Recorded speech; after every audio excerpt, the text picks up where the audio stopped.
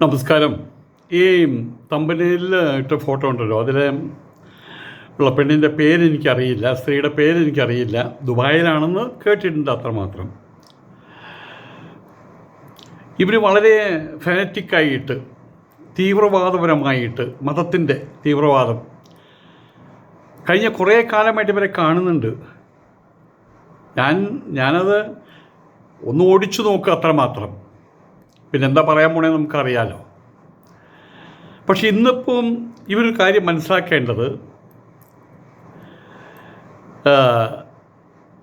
മതം എന്ന് പറഞ്ഞാൽ ഇരുമ്പൊലയ്ക്കൊന്നുമല്ല, അടിച്ചാലും കടിച്ചാലും പൊട്ടത്തര സാധനമൊന്നുമല്ല. ആയതുകൊണ്ട് തന്നെ മുസ്ലിം പെൺകുട്ടികൾ വരെ, ആൺകുട്ടികൾ മാത്രമല്ല പെൺകുട്ടികൾ വരെ ഒരു രൂപത്തിൽ വിമർശനവുമായിട്ട് രംഗത്ത് വരും നമ്മൾ കാണുന്നുണ്ട്. അത് രഹസ്യമായിട്ട് വീട്ടിലിരുന്ന് അടുക്കളയിലിരുന്ന് അച്ഛനും അമ്മയോടൊന്നുമല്ല, ഓപ്പൺ മീഡിയയിലാണ് വരുന്നത്, പരസ്യമായിട്ട് വരുന്നത്. പ്രായം ചെന്ന ഒരമ്മ, അവരൊരു ദിവസം ഇവിടെ വന്ന് ടി വിയിൽ ഞാൻ കണ്ടതാണ്. അവിടെ ഇരുന്നിട്ട് തട്ടം മാറ്റി അവർ എന്താ ചെയ്യാൻ പോകണമെന്ന് ചോദിച്ചിട്ട്. അവർ വളരെ പ്രശസ്തയായിട്ടൊരു സ്ത്രീയാണ് കേട്ടോ. അവരങ്ങനെ മുസ്ലിം ലീഗിൻ്റെയും സ്ത്രീയായിരുന്നു. ഏതായാലും പുതിയ ജെൻസി എന്ന് പറയാം, പുതിയ പെൺകുട്ടികളൊക്കെ വളരെ ധൈര്യമായിട്ട് രംഗത്ത് വരുന്നു എന്നുള്ളത് സന്തോഷകരമായിട്ടുള്ള കാര്യമാണ്. ഞങ്ങളുടെ കാര്യം അന്വേഷിക്കാം, നിങ്ങളാരാ ഉസ്താദുമാരോടാ ചോദിക്കുന്നത് ഇപ്പോൾ. അതിന് കാരണം എന്താണെന്ന് വെച്ച് കഴിഞ്ഞാൽ, പലപ്പോഴും മതമാണെങ്കിലും മറ്റെന്ത് ഫിലോസഫി ആണെങ്കിൽ തന്നെയും കമ്മ്യൂണിസം ഉണ്ട്. ഒരു കാലഘട്ടത്തിൽ അവർ അമ്പലങ്ങൾക്ക് പള്ളികൾക്കൊക്കെ എതിരായിരുന്നു. ഇപ്പോൾ അവർ കുറേ മിതത്വം വന്നിട്ട് കാലത്തിനനുസരിച്ച് എല്ലാം ജനകീയ സംഘടനകളാണല്ലോ. പക്ഷെ എല്ലാവരും പറയും മതം ഉണ്ടാക്കിയത് ഈശ്വരനാണെന്ന്. അത് ഹിന്ദുക്കളും പറയും, ക്രിസ്ത്യാനികളും പറയും, മുസ്ലിങ്ങളൊക്കെയും പറയും അത് ഈശ്വരൻ അവർ മലയാളത്തിൽ എഴുതി കൊടുത്താണ്, അല്ലെങ്കിൽ അറബിയിൽ എഴുതി കൊടുത്താണെന്നൊക്കെയും പറയും. ജനങ്ങളുണ്ടാക്കുന്നതാണ്. ആയതുകൊണ്ട് തന്നെ അതെവിടെയും കുറ്റി ആയിട്ട് നട്ടുവെക്കരുത്, ഒരു സ്തംഭം പോലെ. അതിന് ഇളക്കം വേണം. കാലത്തിനനുസരിച്ചുള്ള, കാലധർമ്മപ്രകാരം അനുസരിച്ചുള്ള, ദേശധർമ്മപ്രകാരം അനുസരിച്ചുള്ള ചില മാറ്റങ്ങളൊക്കെ അത്യന്താപേക്ഷിതമാണ്. അത് ഉൾക്കൊള്ളാതെ വരുന്ന സമയത്താണ് പലപ്പോഴും പല ആൾക്കാരും വലിയ രൂപത്തിൽ പ്രതികരിക്കുന്നത്. അതുകൊണ്ട് തന്നെയാണ്. പക്ഷേ ഇപ്പോഴും ഒരു വീടിനകത്താണെങ്കിൽ അതിൽ പ്രായം ചെന്ന ആൾക്കാർ ഇപ്പോഴും അപ്പുറത്തെ ഭാഗത്താണ് നിൽക്കുന്നത്, പെൺകുട്ടികൾ ഇപ്പുറ ഭാഗത്താണ് നിൽക്കുന്നത്. അപ്പം ആയതുകൊണ്ട് തന്നെ സമരസപ്പെട്ടൊരു സമന്വയ മനോഭാവത്തിലൂടെ പോകേണ്ടതുണ്ട് എന്നുള്ളതിനാൽ കാരണവന്മാർ, പ്രായം ചെന്ന ആൾക്കാർ ഒരു പരിധി വരെ കുട്ടികൾക്ക് കാര്യങ്ങൾ വിട്ടുകൊടുക്കും. മോളെ നീ പാൻറ്റും ഷർട്ടും ബനിയനൊക്കെ ഇട്ടാലും ടീഷർട്ട് ഇട്ടാലും ഹിജാബ് അവോയ്ഡ് ചെയ്യരുത് കേട്ടോ എന്ന രീതിയിൽ അങ്ങോട്ടും ഇങ്ങോട്ടും ചെറിയൊരു അഡ്ജസ്റ്റ്മെൻറ്റ് കുട്ടികളും അതെ പ്രായം ചെന്ന ആൾക്കാരുടെ ഒരു പരിധി വരെ അവരും അംഗീകരിച്ചു കൊടുക്കും. അതും എത്ര കാലം ഉണ്ടാകും? ഈ മതത്തിൻ്റെ കെട്ടുപാടുകൾ എത്ര കാലം ഉണ്ടാകും? അത് പരിപൂർണമായിട്ട് വിട്ടുപോകും. ഇപ്പോൾ ഹിന്ദു മതത്തിന് അതാണ് സ്ഥിതി. പ്രൊഫസർ കെ ടി ജലീൽ അദ്ദേഹം പറഞ്ഞു, ഹിന്ദുക്കൾക്ക് അവർക്ക് പഠിപ്പോ മറ്റുള്ള കാര്യങ്ങളോ, പഠിപ്പ് മീൻസ് ഈ ആധ്യാത്മികമായിട്ടുള്ള പഠിപ്പുകളും മറ്റുള്ള കാര്യങ്ങളും ഇല്ലാന്ന് പറഞ്ഞു. ഈ ആധ്യാത്മികമായിട്ടുള്ള പഠിപ്പുകൾ ജനങ്ങളുണ്ടാക്കിയതാണ്. ഉദാഹരണത്തിന് പറയുകയാണെങ്കിൽ ഒരു ഹിന്ദു വീടിനകത്തേക്ക് ഒരാൾ കയറി വരുമ്പോൾ, ഒരു കാരണവർ കയറി വരുമ്പോൾ ഉടനെ തന്നെ അവിടെയുള്ള ആൾക്കാരൊന്ന് എണീറ്റ് നിൽക്കും, കാലുമ്പോൾ കാല് കയറ്റി വെച്ചിരിക്കില്ല. അതൊന്നും പറഞ്ഞു കൊടുക്കേണ്ട കാര്യങ്ങളല്ല, ഇതൊന്നും എഴുതി വെക്കേണ്ട കാര്യങ്ങളല്ല. ഒരു കാലഘട്ടത്തിൽ അതൊക്കെ എഴുതി വെച്ചിരുന്നു. കാരണം പ്രാകൃതമായിട്ട് ജീവിതം നയിച്ചിരുന്ന ഒരു ജനതയെ മുന്നോട്ട് കൊണ്ടുവരാൻ വേണ്ടിയിട്ട് വലുതായിട്ടുള്ള ഒരുപാട് കാര്യങ്ങൾ പറയേണ്ടതുണ്ട്. കുരങ്ങന്മാരുടെ പോലെയും ജീവിച്ചിരുന്നവരെന്നല്ലേ പറയുന്നത്. അപ്പോൾ അതൊക്കെയും ലിഖിതമായിട്ട് ഇവിടെ വരുന്നൊരു പുതുമ, അത് ജനജീവിതത്തിന് ഉപകാരപ്രദമായിട്ട് വരുന്നുണ്ട്, ജനജീവിതത്തിൻ്റെ മുന്നേറ്റത്തിന് അനുരോധമായിട്ട് വരുന്നുണ്ട് കാണുമ്പോൾ അതവരെന്ത് ചെയ്യും, അവിടെ വേണമെങ്കിൽ എഴുതി വയ്ക്കുകയോ വേറെ രീതിയിൽ അത് പ്രസരിപ്പിക്കുകയോ ചെയ്യും അടുത്ത ഒരു ഭാഗത്തേക്ക്. ഇന്നിപ്പോൾ അതിൻ്റെ ആവശ്യമില്ല. കാരണം എല്ലാവരും മനുഷ്യനെ ബന്ധപ്പെട്ടുകൊണ്ടാണ് ജീവിച്ചുകൊണ്ടിരിക്കുന്നത്. ആയതുകൊണ്ട് അതിൻ്റെ പുസ്തക രൂപത്തിൽ എഴുതി വെച്ച് ഇതിനകത്തുനിന്ന് ഒരു അക്ഷരം മാറ്റുകയോ ഇതിനക്ഷരം കൂട്ടിച്ചേർക്കുകയോ എന്ന് പറയേണ്ട യാതൊരു ആവശ്യമില്ല. ഞാൻ ഗീത പറയാറുണ്ട്, അവരോട് ഞാനിത് പറയാറുണ്ട്. എന്തായിരുന്നു അന്ന്? ഇപ്പോൾ ഇതിഹാസം എന്ന് പറഞ്ഞാൽ ആസ, ഇപ്രകാരമായിരുന്നു ഉണ്ടായിരുന്നത്. ആസ, ധർമ്മം ഇപ്രകാരമായിരുന്നു. ഇതൊക്കെയും ആയിരുന്നു എന്നുള്ള വാക്ക് ഉപയോഗിച്ചിട്ടാണ് നമ്മൾ വയ്ക്കുന്നത്. എന്ന് വെച്ച് ഈ പുതിയ കാലഘട്ടത്തിൽ അച്ഛനായിട്ട് വഴക്കൂടി മോൻ കാട്ടിലേക്ക് പോണു, ഭാര്യയെ കൊണ്ട് കാട്ടിലേക്ക് പോണു, എന്നിട്ട് അവിടെ പച്ചയിറച്ചി തിന്നുകൊണ്ടിരിക്കണു. അതൊക്കെ അന്തക്കാലം. ഇന്നിപ്പോൾ അതിനനുസരിച്ച് അവരെന്ത് ചെയ്യുന്നു, ഇപ്പം നിലൊരു പയ്യൻ പറഞ്ഞ പോലെ വീട്ടിൽ വലിയ സമ്മർദ്ദമാണ്, ഞാൻ കാശിക്ക് പോണെന്ന് പറഞ്ഞ പോലെ. അപ്പോൾ എല്ലാത്തിനും ഒരു മാറ്റങ്ങൾ വേണം. ഒരു മതവും മുമ്പ് പറഞ്ഞ പോലെ കരിങ്കൽ തൂണ് പോലെ നാട്ടി വെക്കരുത്. ആൾക്കാർ അതിൽ നിന്ന് പോകും, അകന്ന് പോകും. അതാണ് സംഭവിക്കുന്നത്. മതം പറഞ്ഞ് പേടിപ്പിക്കുകയാണ് ചെയ്യുന്നത്. ലോകത്തിൽ ഏറ്റവും വലിയ വിഡ്ഢിത്തം എന്താണെന്ന് അറിയാമോ? സ്വർഗവും നരകവും. ആ ഒരു കാര്യത്തിൽ ഹിന്ദുക്കൾ മോശമല്ല, ക്രിസ്ത്യാനികൾ മോശമല്ല, മുസ്ലിങ്ങൾ മോശമല്ല. ജീവിക്കുന്ന കാലഘട്ടത്തിൽ ഇവിടെ സ്വർഗമായിട്ട് ജീവിക്കുക, ഇവിടെ നരകമാക്കി ജീവിക്കാതിരിക്കുക. അതിനു വേണ്ടിയിട്ട് ഇപ്പോൾ ഗീതയിൽ പറയേണ്ട അദ്വേഷ്ട സർവ്വഭൂതാനം മൈത്രക്കരുണയേവജ നിർമ്മമോ നിരഹങ്കാരക സമദുഃഖ സുഖക്ഷമി എന്ന് പറയുന്നുണ്ട്. അതിനെന്താണ് കാരണം? അതിൻ്റെ ആരാധന എന്താ പറയുന്നത്? എന്നെ പ്രാപിക്കാൻ ഇഷ്ടപ്പെടുന്ന ആൾ ദൈവമാണ്. ദൈവത്തിൻ്റെ പേരിലാണ് പറയുന്നത്. ദൈവം എന്നുള്ള ഒരു കോൺസെപ്റ്റ് അതിൻ്റെ പേരിലാണ് പറയുന്നത്. എന്നെ പ്രാപിക്കാൻ ഇഷ്ടമുള്ള ആളുകൾ ഞാനിരിക്കുന്ന സ്ഥലം ഒന്ന് അന്വേഷിച്ച് വരണം. അങ്ങനൊരു സ്ഥലവും ഇല്ല, അങ്ങനെ ഒരു സ്വർഗവും നരകവും ഇല്ല. അദ്വേഷ്ട സർവ്വഭൂതാനാം സർവഭൂതഹിതരീതി, എല്ലാ ഭൂതങ്ങളോടും അദ്വേഷ്ടത. പൂക്കളോട് പോലും വേണം കേട്ടോ, നദികളോട് പോലും വേണം കേട്ടോ. ഞാൻ ഇന്നലെ സംസാരിച്ച സമയത്ത് എൻ്റെ നാടുണ്ടാവാൻ കാരണം അവിടെ ഒരു പുഴയുള്ളത് കൊണ്ടാണ്. എല്ലാം വെള്ളമാണല്ലോ അടിസ്ഥാനപരമായിട്ട് ഏറ്റവും വലിയ കാര്യം. ആ വെള്ളം നമുക്ക് കൊണ്ടുതരുന്നത് എവിടെ നിന്നാണ്? ഇപ്പോൾ ഗംഗാ നദി അവിടുന്ന് ഗോമുഖിൽ നിന്ന് ഉത്ഭവിക്കുന്നു. അതിന് മുമ്പ് എവിടെ നിന്നാണെന്ന് ആർക്കും അറിയില്ല. അവിടെ നിന്ന് ഉത്ഭവിച്ച് 10,000 കിലോമീറ്റർ താണ്ടിയിട്ട് 4,000 മറ്റോ കിലോമീറ്റർ താണ്ടിയിട്ട് ഇവിടെ എത്ര കിലോമീറ്റർ എന്നറിയില്ല 3-4 സംസ്ഥാനങ്ങളുടെ ഉത്തർപ്രദേശ്, ജാർഖണ്ഡ്, ബീഹാർ അങ്ങനെയൊക്കെ ഒഴുകി വന്നിട്ട് അത് ബംഗ്ലാദേശിലും ടച്ച് ചെയ്യുന്നുണ്ട്, അവിടെ വരുന്നു. എത്രയാണ് അതുകൊണ്ട് ജീവിക്കുന്നത്? ആയതുകൊണ്ട് തന്നെ ആ നദി അത് വെറും വെള്ളമല്ലേ, അങ്ങനെ ചിന്തിക്കാം. അത് ഗംഗാ മാതാവല്ലേ, അങ്ങനെയും ചിന്തിക്കാം. ആയതുകൊണ്ട് അവിടെ നമ്മൾ കാണുന്നുണ്ട്, അവിടെ ആളുകൾ ഗംഗയിൽ ഇറങ്ങുന്നതിന് മുമ്പ് ഗംഗാ നദിയെ തൊട്ട് നിറയിൽ വെച്ച് പ്രാർത്ഥിച്ചിട്ടാണ് അവിടെ കാലെടുത്ത് വയ്ക്കുന്നത്. അതൊരു നല്ലൊരു കോൺസെപ്റ്റല്ലേ? ആലോചിച്ച് നോക്കൂ. അതൊരു നല്ലൊരു കോൺസെപ്റ്റല്ലേ ചെയ്യുന്നത്? അപ്പോൾ അതിലേക്ക് എതിർക്കേണ്ട ആവശ്യമുണ്ടോ? അപ്പം ഇവിടെ അത്തരം കാര്യങ്ങൾ, നല്ല കാര്യങ്ങൾ പറഞ്ഞു തരുന്നതിന് പകരം ചത്തു കഴിഞ്ഞാൽ കാണിച്ചു തരുന്നുണ്ട് ഞങ്ങൾ നരകത്തിൽ കൊണ്ടിടും. അപ്പോൾ അങ്ങനെയാണെങ്കിൽ നരകത്തിലിപ്പോൾ മുസ്ലിങ്ങൾ മാത്രമേ ഉള്ളൂ എന്ന് പറയില്ലേ? മുസ്ലിം നരകം, മുസ്ലിങ്ങൾക്ക് മാത്രമുള്ള നരകം. ഹിന്ദു നരകം, ഹിന്ദുക്കൾക്ക് മാത്രമുള്ള നരകം. ഹിന്ദുയിസം അനുഷ്ഠിച്ചില്ലെങ്കിൽ ഹിന്ദുക്കൾക്ക് നരകം. ഹിന്ദു സ്വർഗം, അല്ല മുസ്ലിം സ്വർഗം, മുസ്ലിം നരകം. ബുദ്ധ നരകം, ബുദ്ധ സ്വർഗം. അതിൻ്റെ ആൾക്കാരെ അല്ല കൊണ്ടുള്ളൂ. ഇപ്പോൾ ഞാനൊരു കുറ്റം ചെയ്ത് കഴിഞ്ഞാൽ മുസ്ലിം നരകത്തിൽ പോകുമോ? അവർക്ക് പിടിച്ചു കൊണ്ടുപോകാൻ പറ്റുമോ? എന്നെ ഹിന്ദു നരകത്തിലേക്ക് കൊണ്ടുപോകും.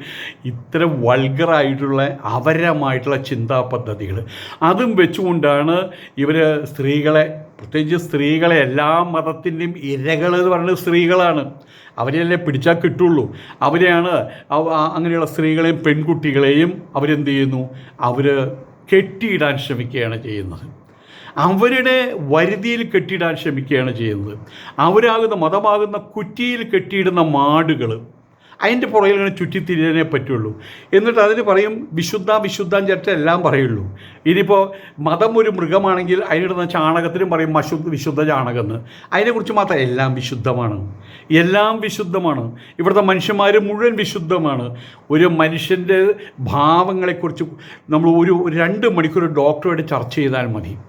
എന്താണ് നിസാരം അതിൻ്റെ, ഏത് കമ്പ്യൂട്ടറിനെ പറ്റുക? ഞാനിപ്പോൾ 60 വർഷങ്ങൾക്ക് മുൻപ്, 65 വർഷങ്ങൾക്ക് മുമ്പ് എന്നെ പഠിപ്പിച്ച് ഞാൻ ആദ്യമായിട്ട് ക്ലാസ്സിലിരുന്ന് എനിക്ക് ഓർമ്മയുണ്ട്, എൻ്റെ കമ്പ്യൂട്ടറിനകത്തുണ്ട്. ആദ്യമായിട്ട് എൻ്റെ അടുത്തേക്ക് വരുന്നത് മറ്റേ മറിയാമ്മ ടീച്ചറാണ് അടുത്തേക്ക് വരുന്നത്. മറിയാമ്മ ടീച്ചർ പറഞ്ഞപ്പോൾ ഞങ്ങൾക്കൊന്നും അറിയില്ല, ചില കുട്ടികളിരുന്ന് കരയുണ്ടൊക്കെയും ചെയ്യുന്നുണ്ട്. മറിയാമ്മ ടീച്ചർ വന്നിട്ട് പറഞ്ഞു, നമ്മളിനി ക്ലാസ് ആരംഭിക്കാൻ പോവുക, ഇനി നിങ്ങളൊക്കെ പഠിച്ച് വലിയ എന്നുള്ള ഉപദേശങ്ങൾ ഞാൻ ഓർമ്മിക്കുകയാണ്. നിർമ്മല ടീച്ചർ അടുത്ത ക്ലാസ്സിന് വന്ന് ഓർമ്മിക്കുകയാണ്. പോൾ മാഷ് ഓർമ്മിക്കുകയാണ്. അവരുടെ കാൽപാദങ്ങളിലെ വിരലുകൾ പോലും ഓർമ്മിക്കുന്നുണ്ട്. എന്തു വലിയ കമ്പ്യൂട്ടർ എന്ന് ആലോചിച്ച് നോക്കൂ. അപ്പം നമ്മൾ തന്നെയാണ് നമുക്ക് ദൈവം, അങ്ങനെയും നമുക്ക് കൽപ്പിച്ച് വയ്ക്കാം. സ്വയമേവ മൃഗേന്ദ്രത. നമ്മളായിട്ട് വലുതാവാൻ ശ്രമിക്കുക. എവിടെയോ ഒരു ദൈവമുണ്ട്, അതിനെ പേടിച്ചിട്ട് ഇവിടെ തലകുത്തി മറേണ്ട വല്ല ആവശ്യമുണ്ടോ? അങ്ങനെ ഇവിടെയുള്ള ആളുകളെ, പ്രത്യേകിച്ച് സ്ത്രീകളെ പേടിപ്പിക്കുകയാണ്, പീഡിപ്പിക്കുകയാണ് ചെയ്യുന്നത്. അതിൻ്റെ ഒരു വക്താവാണ് ഈ സ്ത്രീ. അതിൻ്റെ ഒരു വക്താവാണ്. ഹിജാബ് ധരിച്ച് ഡാൻസ് കളിക്കാൻ പാടില്ല, ഹിജാബ് ധരിച്ച് പാട്ട് പാടാൻ പാടില്ല, ഹിജാബ് ധരിച്ച് തിന്നാൻ പാടില്ല, ഹിജാബ് ധരിച്ച് വിസർജിക്കാൻ പാടില്ല. എല്ലാത്തിനും ഡു ആൻഡ് ഡോൺസ് പറഞ്ഞ പോലെ അത് പാടില്ല പാടില്ല പാടില്ല പാടില്ല പാടില്ല. ഇപ്പം പുതിയ പിള്ളേരെന്ന് പറഞ്ഞാൽ പാടും പാടും പാടും പാടും ആടും ആടും ആടും ആടും അവരവർ വഴിക്ക് തിരിയാണ് ചെയ്യുന്നത്. അത് നല്ലൊരു പ്രവണതയാണ്, നല്ലൊരു സന്ദേശമാണ് നൽകുന്നത്. ഒരു കാലഘട്ടത്തിലെ ഹിന്ദുക്കളുടെ സ്ഥിതി ഇതിലപ്പുറമായിരുന്നു. അവർക്കുണ്ടായിരുന്നു ഹിജാബ്. ഇപ്പോഴത്തെ ഹിജാബ് എന്ന് പറഞ്ഞാൽ കുറച്ച് നല്ലത് ഇവിടെ മാത്രമല്ലേ ഇടുന്നുള്ളൂ. അതിന് ചിലപ്പോൾ ചില മനോഹാരിതകളും തോന്നും. കാരണം മുടിയില്ലാത്ത സ്ത്രീകൾ, കഷണ്ടിയായിട്ടുള്ള സ്ത്രീകൾക്ക് അതൊക്കെ ഇട്ട് കഴിഞ്ഞാൽ നമ്മൾ വിചാരിക്കും അയ്യോ എന്നൊക്കെ നമ്മൾ ആ മുഖം മാത്രമല്ലേ നമുക്ക് കാണാൻ പറ്റുള്ളൂ. അപ്പോൾ നല്ല കാര്യമാണത്. പിന്നെ ചൂട് കാലത്താണെങ്കിൽ ചൂട് തട്ടാതെ ഉപയോഗിക്കാം. കാറ്റടിക്കുമ്പോൾ അങ്ങനെ നമ്മൾ കെട്ടിപ്പോവുമല്ലോ. ഉത്തരേന്ത്യയിലൊക്കെ അതുണ്ട്. അപ്പോൾ അതൊക്കെ നല്ല കാര്യം. പക്ഷേ ഇവിടെയുള്ള എന്തായാലും പറയാം നമ്പൂരി സ്ത്രീകളുണ്ടല്ലോ, അവർക്കുണ്ടായിരുന്നു ഹിജാബ് എന്ന് പറഞ്ഞാൽ ഈ ഹിജാബൊന്നുമല്ല, മറക്കൊടയാണ് അവർക്കുണ്ടായിരുന്നത്.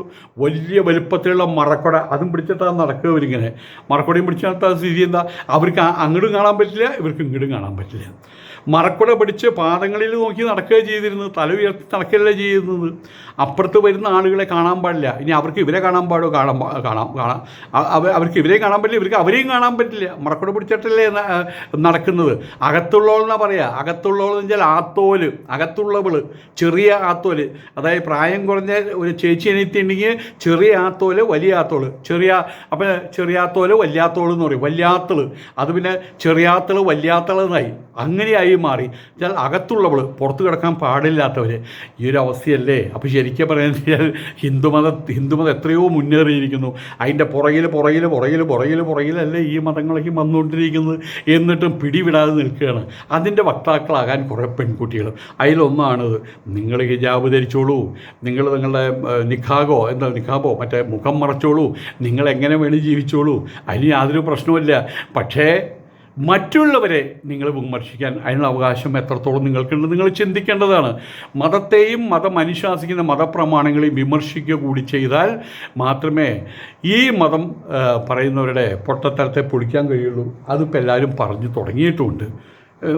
ഈ മതം എന്ന് പറഞ്ഞാൽ മറ്റേ ക്രിസ്ത്യൻ മതത്തിനകത്ത് ഇപ്പോൾ അച്ഛന്മാർ പറയണത് അതേപോലെ ഉണ്ട വിഴുങ്ങണ പോലെ വിഴുങ്ങാൻ ആരും തയ്യാറില്ല. പോടോ അച്ചോ എന്ന് പറയാൻ അവർക്ക് യാതൊരു പേടിയില്ല. എത്ര അച്ഛന്മാർ തല്ലുകൊണ്ടിട്ടുണ്ട്, എത്ര അച്ഛന്മാർ വിമർശിച്ചിട്ടുണ്ട്, പള്ളിക്കകത്ത് ചോദ്യം ചെയ്തിട്ടുണ്ട്. ഇപ്പോഴായി അത് പതുക്കെ തുടങ്ങി വരുന്നുണ്ടെങ്കിൽ പോലും അതിൻ്റെ യഥാർത്ഥ ദശയിൽ എത്തിയിട്ടില്ല. ഇപ്പോഴും മുസ്ലിങ്ങളുടെ കാലുകളിൽ ചങ്ങലയാണ് എന്നർത്ഥം. ഏതായാലും ഇനി അങ്ങനെ പെരുമാറുന്നവരെ ഇപ്പോൾ കൊച്ചു പിള്ളേർ വല്ല ഉസ്താദുമാരെ ഇങ്ങനെ തുണി അലക്കിലിട്ട് അലക്കുന്നുണ്ടിട്ട് നല്ല പെൺകുട്ടികൾ അവർ തുണി അലക്കുന്ന പോലെ അലട്ടുണ്ട്. ഇപ്പോൾ ഇവർക്ക് എന്താ ചെയ്യാൻ പറ്റുമെന്നറിയാമോ? പള്ളിയിൽ നിന്നൊന്നും പുറത്താക്കാനൊന്നും പറ്റുമൊന്നുമില്ല. അവർക്ക് ഇപ്പോൾ പുതിയ പെൺകുട്ടികൾക്ക് നല്ല ജോലിയുള്ളവരാണ്. IAS IPS അക്കൗണ്ടൻറ്റുമാരുണ്ട്, ഡോക്ടർമാരുണ്ട്, വലിയ ജോലിക്കാരുണ്ട്. നിങ്ങളെ പുറത്താക്കി എന്ന് പറഞ്ഞാൽ അവർ ചിരിക്കും. ചിലപ്പം അവർ അങ്ങനെ എന്ന് പറയും, കാർക്കിച്ച് തുപ്പും മുഖത്ത് നോക്കിയിട്ട്. അപ്പോൾ കൊച്ചു പിള്ളേർ തന്നെ വാരി അലക്കുന്നുണ്ട്.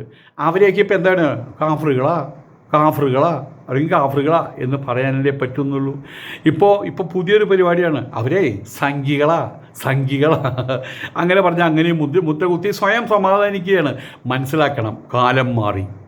നിയമപരമായിട്ട് മുന്നേറാൻ വേണ്ടി പാസ്പോർട്ട് എടുക്കണം, ഐഡൻറ്റിറ്റി കാർഡ് എടുക്കണം, തെരഞ്ഞെടുപ്പിൽ മത്സരിക്കണം എന്നിത്യാദി കാര്യങ്ങൾ വേണം. അപ്പോൾ ഫോട്ടോ എടുക്കണം. ഫോട്ടോ എടുക്കുന്ന പോലും ഒരു കാലഘട്ടത്തിൽ ഫോട്ടോ എടുത്താൽ ഇവർ പറഞ്ഞു പറ്റിയത് എനിക്കറിയാം. ഫോട്ടോ എടുത്തു കഴിഞ്ഞാൽ ദേഹത്തിൽ ചോര വാർന്ന് പൂത്രേ.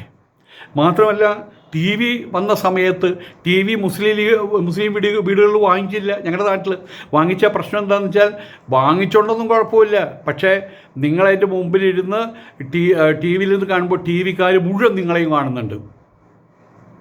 ആ TV നമ്മളെ കാണുന്നുണ്ട് എന്ന് പറയുന്ന ആൾക്കാരൊക്കെ ഉണ്ടായിരുന്നു എന്നർത്ഥം. അപ്പോൾ ആയതുകൊണ്ട് തന്നെ കാലം മാറി. ചില ഐഡൻറ്റിറ്റികൾ അതേപോലെ വെടിവാക്കാൻ വേണ്ടിയിട്ട് എനിക്ക് മതമില്ല എന്ന് പറഞ്ഞിട്ട് നമുക്ക് സർട്ടിഫിക്കറ്റിൽ എഴുതാൻ പറ്റും.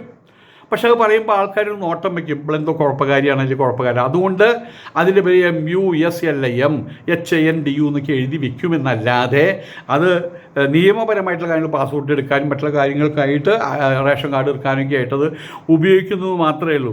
എന്ന് വെച്ച് പുതിയ കുട്ടികൾ ജൻസികൾ തങ്ങളുടെ നിലപാടുകൾ, അതിലൂറിയ ചിന്തകൾ, സ്വയം പ്രിയമായതും ഹിതമായിട്ടുള്ള കാര്യങ്ങളെ അതെല്ലാം മതത്തിൻ്റെ മുമ്പിൽ പണയം വയ്ക്കാൻ അവർ തയ്യാറാവുന്നില്ല. ഒരു കാലഘട്ടത്തിൽ വെറും 50 വർഷം മുമ്പ് വരെ ഹിന്ദു പെൺകുട്ടികൾക്ക് മുമ്പ് പറഞ്ഞ പോലത്തെ വിലക്കുകളുണ്ടായിരുന്നു. സതി അനുഷ്ഠിച്ചിരുന്നു. വാസ്തവത്തിൽ എന്താണ് ഈ സതി അനുഷ്ഠിക്കുക എന്ന് പറഞ്ഞു കഴിഞ്ഞാൽ, ഭർത്താവ് മരിച്ചു കഴിഞ്ഞാൽ ഒപ്പം ചെതയിൽ ചാടണം. 50 വർഷം മുൻപ് വരെ നമ്മൾ കേരളത്തിലുണ്ടായിരുന്നു ഈ ചെതയിൽ ചാടൽ. പക്ഷെ അത് ഒരു ജനായത്ത് ഭരണമൊക്കെ വന്നാലുണ്ട്, തീ കൂട്ടിയിട്ടുള്ള ചെതയിൽ ചാടലല്ല, അവരെ ജീവനോടുകൂടി ദഹിപ്പിക്കലാണ്, മരണം വരെ ദഹിപ്പിക്കലാണ് ചെയ്തിരുന്നത്. വെള്ളയും വസ്ത്രം എടുക്കണം, മുടി ചീകി ഒതുക്കാൻ പാടില്ല, നല്ല നല്ല വിവാഹങ്ങളോ 28 സദ്യ ഉണ്ടെങ്കിൽ അവിടെ പോകാൻ പാടില്ല, ചത്ത ശവങ്ങളായിട്ട്.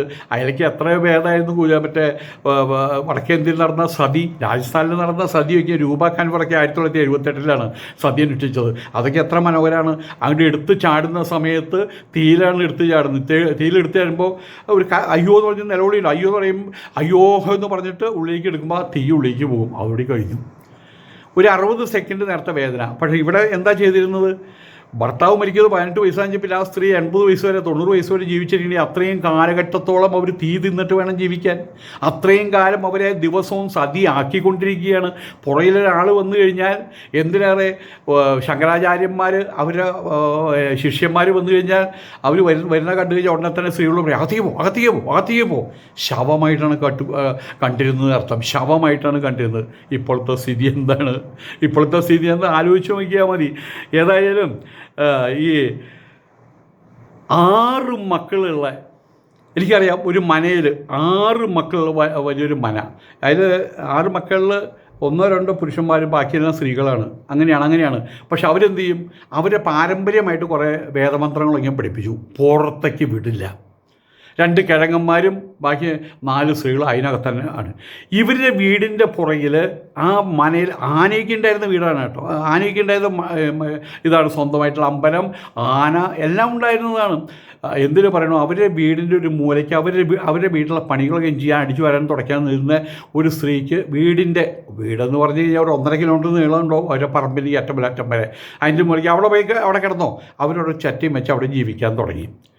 അവരുടെ മക്കളൊക്കെ ഡോക്ടറും എൻജിനീയറും ആ രീതിയിൽ അവർ ജീവിതത്തിൽ വലിയൊരു നിലപാട് അവരുണ്ടാക്കി. കാരണം എന്താ, അവരൊക്കെ പോയിട്ടും പഠിച്ചു. ഇന്ന് ഉണ്ടായ സംഭവമാണ്, അതിലൊരു സ്ത്രീയുടെ വീട്ടിൽ പോയിട്ട് മനയിൽ കത്തിക്കാൻ, മനയ്ക്കും തകർന്നു, എല്ലാം വിഭജിച്ചതൊക്കെ വേണ്ടി ഇടിഞ്ഞു പൊളിഞ്ഞ മനയൊക്കെ ആയിട്ട് അവർ ചറ്റക്കുടിയിലായി. ഈ വീട്ടിൽ പോയിട്ട്, ഈ പുലേസയുടെ വീട്ടിൽ പോയിട്ട് അവരുടെ മകളോട് ഉണ്ടായ സംഭവമാണ്. ഒരു തുടം വെളിച്ചെണ്ണ ചോദിച്ച സമയത്ത് ആ സ്ത്രീ പറഞ്ഞതാണ്, സങ്കടമുണ്ട് കേട്ടോ, ഇങ്ങനെ ചോദിച്ചു വരണ കാണുമ്പോൾ സങ്കടമുണ്ട് കേട്ടോ, ഞങ്ങൾ തരുന്നത് നിങ്ങളോട് ചെയ്യുന്ന പാതകമായിരിക്കും. അതുകൊണ്ട് ആ കുട്ടിയുടെ പേര് ദേവി എന്നാണ്. ഇതൊക്കെ സത്യമായിട്ട് പറയുന്ന കാര്യമാണ്. അപ്പോൾ അത് ദേവിക്ക് 10-60 വയസ്സായി ഉണ്ടാവും കേട്ടോ. ആ സുഖം പറഞ്ഞിട്ട് എവിടെയെങ്കിലും അടിച്ചു തുടച്ചു വരാൻ പോക്കൂടെ, നിങ്ങൾക്ക് ഇങ്ങനെ പിച്ച തണ്ടണോ? ഞാനൊരു തുടം നിങ്ങൾക്ക് തരാം, 2 തുടം ഞങ്ങൾക്ക് തരാൻ ഉള്ളവിടെ ഉണ്ട്. പക്ഷേ നിങ്ങളിങ്ങനെ ഞങ്ങളുടെ വീട്ടിൽ വന്ന് തെണ്ടാനും വരുന്നത് കാണുമ്പോൾ സങ്കടം ഉണ്ടെന്നാണ് പറഞ്ഞത്. അപ്പോൾ ആ ഒരു കാലഘട്ടത്തിൽ സ്വയം തകർന്നു പോയൊരു ഗ്രൂപ്പായി മാറിയിരുന്നു ഇവിടെയുള്ള ഈ എന്തായാലും പറയാം വല്യത്വം കാത്തു സൂക്ഷിച്ചിരുന്ന ആളുകൾ. അന്ന് അങ്ങനെ പറഞ്ഞു, ഇന്നിങ്ങനെ പറഞ്ഞു. ബ്രാഹ്മണങ്ങളെ ഇവിടെ നിങ്ങളൊരു കാര്യം മനസ്സിലാക്കുക, ബ്രാഹ്മണങ്ങളിലാണ് നിയമങ്ങൾ പറയുന്നത്. എവിടെ ബ്രാഹ്മണങ്ങൾ? സംഹിതകൾ എവിടെ? ബ്രാഹ്മണങ്ങൾ എവിടെ? ആരണ്യകങ്ങൾ എവിടെ? ഉപനിഷത്ത് എവിടെ? എന്നിട്ട് ഹിന്ദു ഇവിടെ ജീവിക്കുന്നില്ലേ? ജീവിക്കുന്നുണ്ട്. അതൊരു ചരിത്രമായിട്ട് പഠിക്കുന്നു, അത്ര മാത്രമേ ഉള്ളൂ. എന്നുവെച്ചാൽ അത് വിഴുങ്ങിയിട്ടല്ല ജീവിക്കുന്നതെന്നർത്ഥം. മനുഷ്യനാകാണ് വേണ്ടത്. പക്ഷേ മനുഷ്യന്മാർ തമ്മിൽ കടിച്ചു കയറുന്നൊരവസ്ഥ. ഇന്ന് ഇസ്ലാം എന്ന് കേൾക്കുമ്പോൾ, മുസ്ലിം എന്ന് കേൾക്കുമ്പം മനുഷ്യ മനസ്സിൽ എന്താ ഉണ്ടാവുന്നത്? നിങ്ങളൊരു കണക്കെടുപ്പ് നടത്തി 100 ആളെ വിളിച്ച് എല്ലാവരും പിഴയായിട്ടാണ് പറയുന്നത്. കാരണം എന്താണ്? ഇന്നിപ്പോൾ കേരളത്തിൽ കണ്ടില്ലേ, ചെറുതായിട്ടൊരു പിടിപാട് വന്നപ്പോഴേക്കും അവർക്ക് സന്യാസിമാരെ ജയിലിലാക്കണം, ഹിന്ദുക്കളെ അവഹേളിക്കണം, ശങ്കരാചാര്യരെ അവഹേളിക്കണം. ഇപ്പോൾ RSSകാരെന്ന് പറഞ്ഞാൽ നമുക്ക് തള്ളിക്കളയാവുന്നൊരു വകുപ്പല്ല. അവരാണ് രാജ്യം ഭരിക്കുന്നത്. അവരുടെ പരമദൈവതമായിട്ടുള്ള വി ഡി സവർക്കർ ഇവർ എത്ര ഈ തെണ്ടിപ്പിള്ളേർ വന്ന് ഈ മുസ്ലിം തെണ്ടിപ്പിള്ളേർ വന്ന് അലവലാദികൾ വന്ന് ചെരുപ്പ് നക്കി ആരാണ്ടോ ചെരുപ്പ് നക്കിയത്? 1600 വർഷങ്ങൾക്ക് മുമ്പ് ഇന്ത്യയിലേക്ക് ഇറങ്ങി വന്ന സമയത്ത് ഇവിടെ വന്ന് ചെരുപ്പ് നക്കിയിട്ടല്ല അല്ലേടാ നീയൊക്കെ ഇവിടെ ലാൻഡ് വാങ്ങിച്ചത്? ലാൻഡ് അവിടുന്ന് പൈസ കൊണ്ടുവന്നിട്ടാണോ വാങ്ങിച്ചത്? ഇവിടെ വിവാഹം കഴിക്കാൻ അനുമതി നൽകിയത് ഇവിടുത്തെ ഹിന്ദു രാജാക്കന്മാരല്ലേ? അവർക്ക് ജീവിതം കൊടുത്ത ഹിന്ദു രാജാക്കന്മാരല്ലേ? ഇത് കഴിഞ്ഞ് അടിയും തല്ലും വക്കും നടത്തി 1946-47 കാലഘട്ടത്തിൽ ഉള്ളതെല്ലാം കെട്ടിപ്പൊഞ്ഞ് പേറി ഇവിടുന്ന് പോയവരല്ലേ നിങ്ങൾ? ബാക്കിയുള്ള അവശിഷ്ടങ്ങൾ വീണ്ടും ചെരുപ്പ് നക്കാൻ തുടങ്ങി. ഇവിടെ നക്കി ഇപ്പോൾ ഒരു ഘട്ടത്തിലെത്തിയപ്പോൾ വീണ്ടും നിങ്ങളുടെ വിഷം പുറത്ത് ചാടിക്കാൻ തുടങ്ങി. ആരാണ്ട് അവിടെ ചെരുപ്പ് നക്കിയത്? നിങ്ങൾക്ക് ജീവിതം തന്ന ഹിന്ദുക്കളോട് നിങ്ങൾ എപ്പോഴെങ്കിലും നന്ദി കാണിച്ചിട്ടുണ്ടോടാ? എപ്പോഴെങ്കിലും നന്ദി കാണിച്ചിട്ടുണ്ടോ? ഒരു സമൂഹത്തിന് മുഴുവൻ ജീവിതം തന്നതല്ലേ? ക്രിസ്ത്യാനിയെ കണ്ടുപഠിക്കുക. അവരോട് ആരും നിങ്ങൾക്ക് നന്ദിയുണ്ടോ എന്ന് ചോദിക്കുന്നില്ല. കാരണം അവരോട് നന്ദികേടും കാണിക്കുന്നില്ല. അവരും ഇതുപോലെ തന്നെ ഇവിടെ കയറി വന്നിട്ട് ഇവിടെ പല അപകടങ്ങളും ഉണ്ടാക്കിയിട്ടുണ്ട്. എന്നാലും അവർ കാര്യങ്ങൾ മനസ്സിലാക്കുന്നു. അവർ സ്വയം അടക്കം വെച്ച് ജീവിക്കുന്നു. ഈ അടക്കം വെച്ച് ജീവിക്കാത്ത സകലമാന പേരെയും ഗവൺമെൻറ് സർക്കാർ ഇട്ടേ മതിയാവൂ. അത് ഹിന്ദുക്കളാണെങ്കിലും ക്രിസ്ത്യാനികളാണെങ്കിലും മുസ്ലിങ്ങളാണെങ്കിലും. എന്നാലേ രാജ്യം നന്നാവൂ എന്നർത്ഥം. ഏതായാലും ഇവിടെ ഈ മതം എപ്പോഴും മനുഷ്യനെ ഉയർത്തുകയാണ് ചെയ്യേണ്ടത്. ജാഹിലിയ കാലഘട്ടം മുസ്ലിങ്ങൾക്കറിയാം. ജാഹിലിയ കാലഘട്ടത്തിൽ നബി തിരുമേനി വരെ അതുവരെ ഈ മതത്തിന് വളർച്ചയാണ് ഉണ്ടായിരുന്നത്. ജാഹിലിയ കാലഘട്ടത്തിൽ പെൺകുട്ടികളുടെ കുഴിച്ചുമൂടും. ഏതൊരു പെൺകുട്ടിയെക്കുറിച്ച് പറഞ്ഞാൽ ആ പെൺകുട്ടി ഇത്രയും വളരാൻ പറ്റില്ല, അതിന് കുഴിച്ചുമൂടും അവിടെ. അതിന് ശേഷം അവിടെ നിന്ന് നബി തിരുമേനിയാണ് അതിനൊരു പുരോഗമനം ഉണ്ടാക്കി കൊണ്ടുവന്ന് അതിനൊരു മതത്തിൻ്റെ രൂപം, അതിനകത്തൊരു ഭരണഘടനാ രൂപം, ഒരു രാജ്യത്തിൻ്റെ രൂപം, രാജ്യവിസ്തൃതിയുടെ രൂപം ഉണ്ടാക്കി കഴിഞ്ഞു. അവിടെ ഉറച്ചു പോയി എന്നുള്ളതാണ്. അവിടുന്ന് പിന്നെ കയറ്റമില്ല എന്നുള്ളതാണ്. കാലങ്ങൾ പുരോഗമിച്ച് ചൊവ്വയിലേക്ക് പോകാൻ തയ്യാറെടുത്തിരിക്കുകയാണ്. മുസ്ലിം സ്ത്രീകളടക്കം. മഞ്ചേരിയിൽ നിന്നൊരു മുസ്ലിം സ്ത്രീ എവറസ്റ്റ് കൊടുമുടിയുടെ മേലെ കയറി. ഞങ്ങളൊക്കെ ഇവിടുന്ന് പറ്റാവുന്നിടത്തോളം അപ്രീസിയേറ്റ് ചെയ്തു, കൈയടിച്ചു.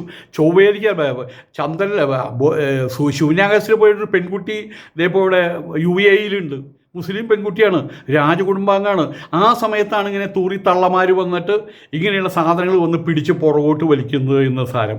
മനുഷ്യനെ ഉയർത്തുകയാണ് വേണ്ടത്. ജാഹിലിയ കാലഘട്ടത്തിൽ നിന്ന് എത്രമാത്രം ഉയർന്നു. പക്ഷെ അത് കഴിഞ്ഞ് നബി തിരുമേനിയുടെ കാലഘട്ടം കഴിഞ്ഞപ്പോൾ അവിടെ അങ്ങോട്ട് ഉറച്ചു പോവുകയുണ്ടായത്. എവിടെയോ സ്റ്റിക്കായി പോവുകയാണ് ഉണ്ടായത്. പിന്നെ പുരോഗമനമില്ല. മതചിന്തകൾക്ക് പുരോഗമനം ഇല്ലാതായി മാറി. അതിൻ്റെ ഒപ്പം നിന്ന് പൂതലിച്ച് പോകാൻ പുതിയ തലമുറകൾ തയ്യാറാവുന്നില്ല. ആ തലമുറയെ മനസ്സിലാക്കാൻ ശ്രമിക്കുക. ഈ പെണ്ണിനോട് മാത്രമല്ല പറയണത്, എല്ലാവരോടായിട്ട് പറയുന്നതാണ്. നമസ്കാരം.